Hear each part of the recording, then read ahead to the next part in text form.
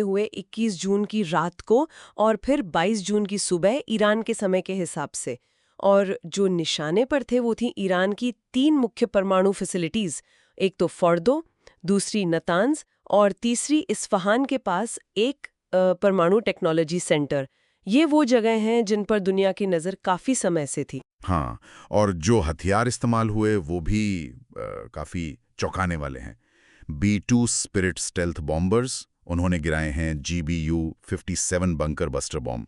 Reports कह रही हैं 6 से 12 बम, और साथ में अमेरिकी पनडुब्बियों से भी करीब 30 टॉमाहॉक मिसाइलें दागी गई हैं। मतलब ये कोई छोटी मोटी कार्रवाई नहीं थी। नहीं, बिल्कुल नहीं। ये जो बंकर बस्टर बॉम्ब्स हैं, इनका इस्तेमाल ही ये दिखाता है कि निशाना वो ठिकाने थे जो ज़मीन के नीचे हैं, मजबूत बने हुए हैं, जहां ईरान के परमाणु कार्यक्रम के सबसे संवेदनशील हिस्से हो सकते हैं।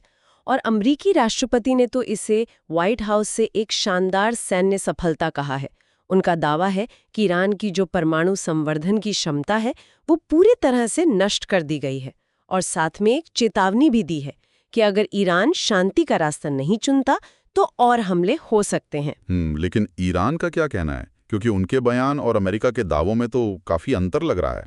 हाँ, ये अंतर बहुत महत्वपूर्ण है। तेहरान ने ये तो माना है कि हमले हुए हैं, लेकिन उनका कहना है कि नुकसान सीमित है और किसी भी तरह की रेडिएशन लीक से उन्होंने इनकार किया है। उन्होंने अमेरिकी कार्रवाई को अवैध बताया है, अंतर्राष्ट्रीय कानून का उल्लंघन और जवाबी कार्रवाई की धमकी भी दी है। हमें याद रखना चाहिए कि ईरानी अधिकारियों ने पहले भी कहा था कि अगर हमला हुआ तो वो कड़ी प्रतिक्रिया देंगे। तो ये जो अलग अलग बातें आ रही हैं, ये एक तरह का इंफॉर्मेशन वॉरफेयर भी होता है ऐसे संकट के समय।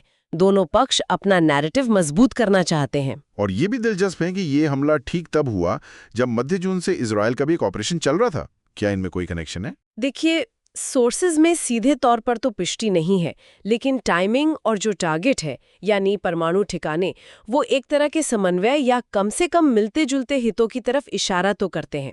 और हमले की जो सटीकता बताई जा रही है, उससे लगता है कि अमेरिका ये दिखाना चाह रहा है कि वो आम नागरिकों को बचाते हुए सिर्फ ईरान के परमाणु कार्यक्रम को निशाना बना रहा है।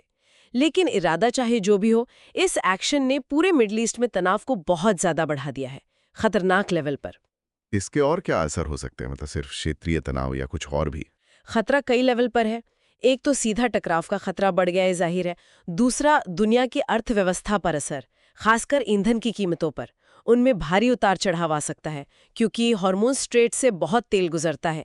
ये घटना जो है, ये मिडल ईस्ट की जियोपॉलिटिक्स में एक बड़ा रणनीतिक बदलाव ला सकती है।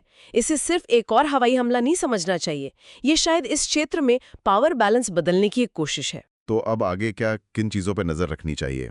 सबसे पहले तो ईरान का अगला कदम है ना? बिल्कुल।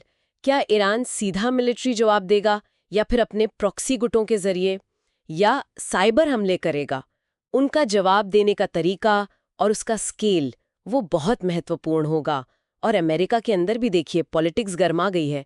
कुछ डेमोक्रेट्स वॉर पावर्स एक्ट की बात कर रहे हैं कि ऐसी कार्रवाई के लिए कांग्रेस की मंजूरी जरूरी है। वो कह रहे हैं कि आगे कोई भी मिलिट्री एक्शन हो तो पहले कांग्रेस से सहमति ली जाए। अच्छा, और दुनिया भर से क्या रिएक्शन आ रहा है? दुनिया भर से तो चिंता जताई जा रही है।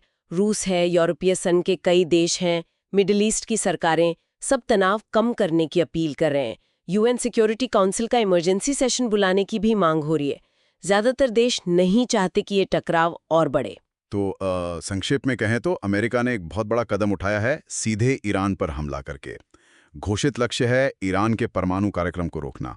ये अभूतपूर्व है। हाँ, अमेरिका कह रहा है कि वो सफल रहा, ईरान कह रहा है कि ज्यादा नुकसान नहीं हुआ और वो बदला लेंगे, और पूरी दुनिया कह रही है कि भाई रुक जाओ, तनाव कम करो। तो दावों और काउंटर दावों के बीच स्थिति बहुत नाजुक है। बिल्कुल। और ये सारी जानकारी देखते हुए एक सवाल मन में आता है। एक तरफ तो हमले की सटीकता है, परमाणु कार्यक्रम को रोकने का घोषित लक्ष्य है, दूसरी तरफ दुनिया भर से तनाव कम करने की अपीलें हैं। बिल्कुल। तो क्या इन हमलों का कोई ऐसा लंबा, मतलब लॉन्ग टर्म स्ट्रेटेजिक मकसद भी हो सकता है जो शायद अभी बताया नहीं जा रहा? ये सोचने वाली बात है।